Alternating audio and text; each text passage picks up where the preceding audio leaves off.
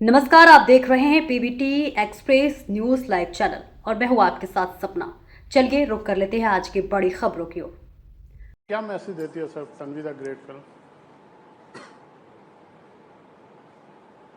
Message यही है कि कभी हार मानने का नहीं। अगर कुछ हुआ ऐसा है तो सपना जहां पर है वहां पहुंचने के चांस भी मिल जाते।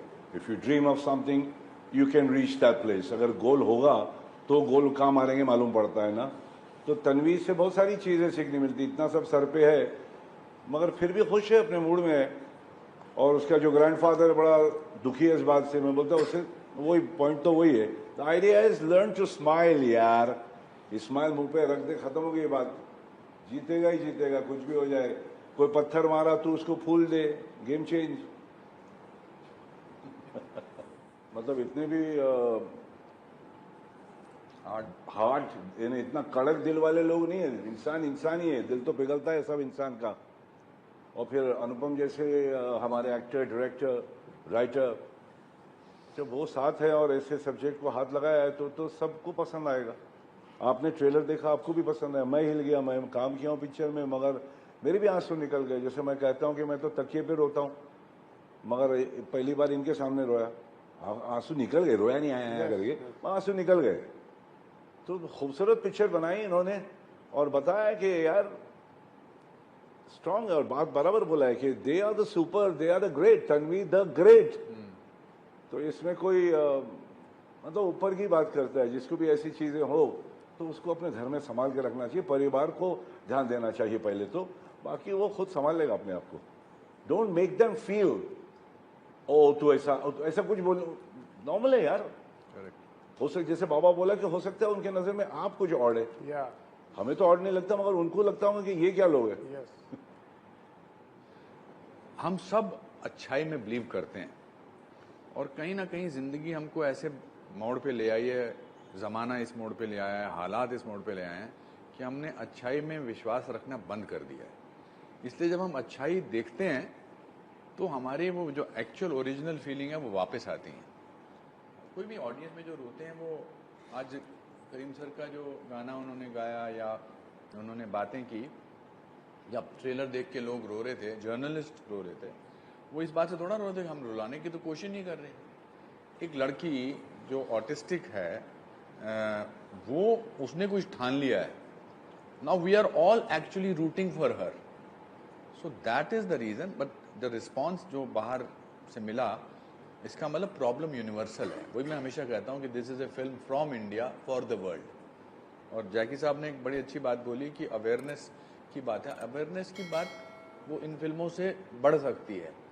हम ऐसा नहीं है, समाज में कोई भी बुराई करना नहीं चाहता है। मुझे लगता है कि कोई भी इंसान अंदर से बुरा होता नहीं है, but you need to tap the goodness in every human being.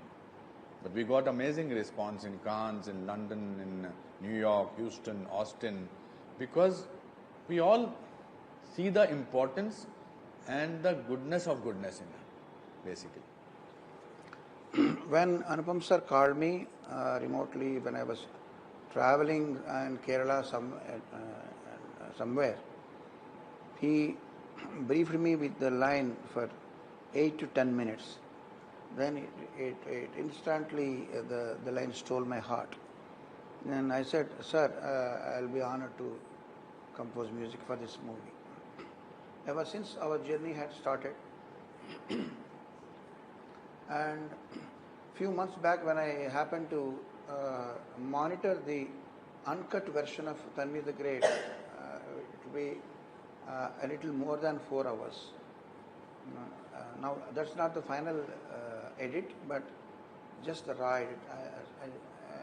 I was blessed to watch the full version, and after completing the movie, I told Anupam sir that, sir, normally we cry in movies. The tears keep rolling on your cheeks. It did not happen in this. Instead, all the 4 hours, almost all the 4 hours duration, my eyes were about to, generate tears. That means my eyes were constantly wet. That's what I call feel-good movie. So at 2-3 points, the tears will roll. There are some crucial points in the movie. But for that, the entire movie, your eyes are constantly wet. So I need to constantly keep doing this, which is a good feeling. That was my initial response. Then I said, sir, this film doesn't need music only. Very few films are like that. Just without music, you release the double positive, what you call like, we used to call double positive. Just the raw edit you release, even without dubbing also. You made it sync sound, sir? Yes. Completely, or at some. So even if you release the movie just like that, it will steal the hearts of people.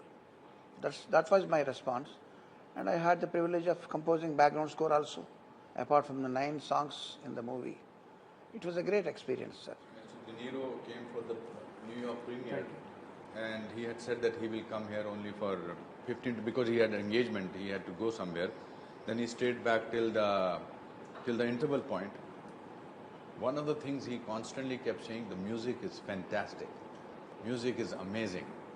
So that's what I said again about universal appeal of the film. So I think I immediately called him up from New York because I thought I'm sitting next to him, he will say something about me. But he appreciated the whole film. But music he pointed out especially.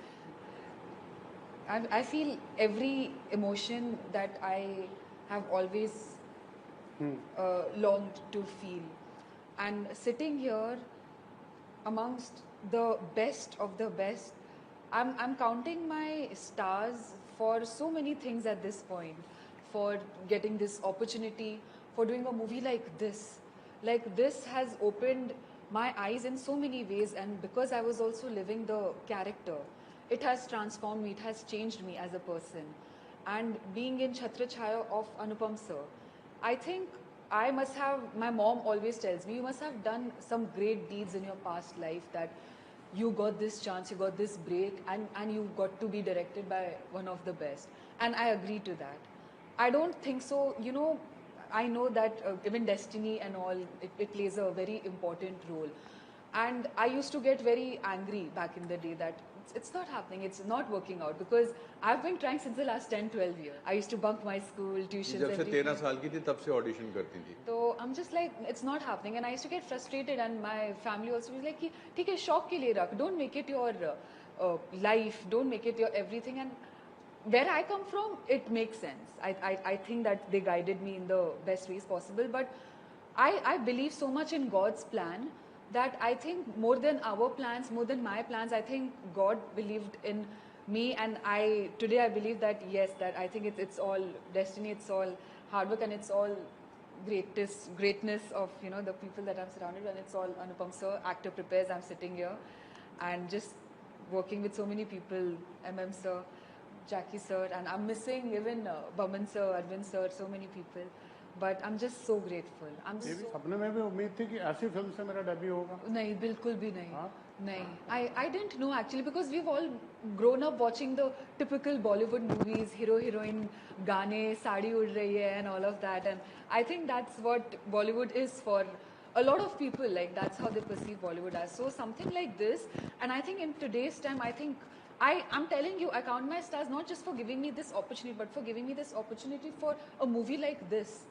I think I couldn't have wanted any other way. I'm just like ये अगर मुझे next 10 years में भी मैं जितने भी movies कर लूँ, I think this will always be like, I don't think so anything can match to Tanvi Devan. I think the thought of where I come from, I think the person that I am, my upbringing and the way I have been brought up, and I have dreamt of everything, I think that will always keep me grounded and true to myself. And I also feel very comfortable in just being myself and being like where I come from. So I take a lot of pride in that for coming so far. And I think that is the thing that got me here. So I want that thing to always be instilled so that I can go very far in life. Great. And mere guru, mere sir hai, he will never let it happen. कि साहब मैं एक बहुत interesting चीज़ आपसे पूछना चाहता हूँ, जब आपकी फिल्म में कास्ट ऐसे दिग्गज होते हैं, आपने जैकी श्रॉफ सर को लिया, Boman Irani ji, Pallavi Joshi ji, as a director, आप खुद एक्टर भी हैं, एज ए डायरेक्टर कैसे कंट्रोल करना पड़ता है जो इम्प्रोवाइजेशन का ज़माना है? बिकॉज कहानी तन्वी के बारे में है और जितने भी बाकी कैरेक्टर्स थे उनको उनकी एक्टिंग पे कोई भी बात करना तो बेवकूफ़ी होगी। आई ऑल्सो वॉन्टेड पीपल जिनका दिल मुझसे जुड़ा हुआ है इतने सालों से।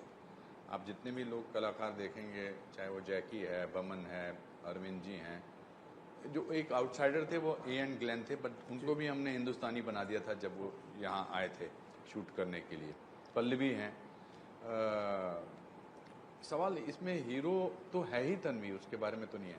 तन्वी, इसने शुभांगी ने एक दिन बड़ी अच्छी बात कही थी कि I am surrounded by Lions, I feel like a कब। बात सही है कि, और हमने भी कोई ऐसी कोई धुरंधर एक्टिंग करवाने की कोशिश नहीं की, but what comes across is कि जो भी क्या, मैं कल जब मैं ह्यूस्टन में फिल्म देख रहा था जाके शॉक्ड। हमने फिल्म बनाई है, हमने शूट किया 63 डेज। मैं जब when I was watching the film in Houston, I actually felt that there must be a place like this and these people must be really there. There must be a commander, there must be a colonel. You don't get this kind of a feeling. So I think everybody has portrayed the character true to themselves. Only Tanvi came across as a person that who is doing a different manner.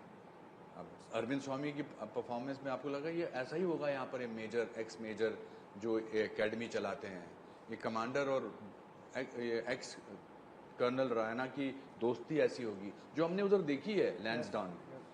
Lansdowne में उनका उठना बैठना, I think Lansdowne has played a very important character in this film.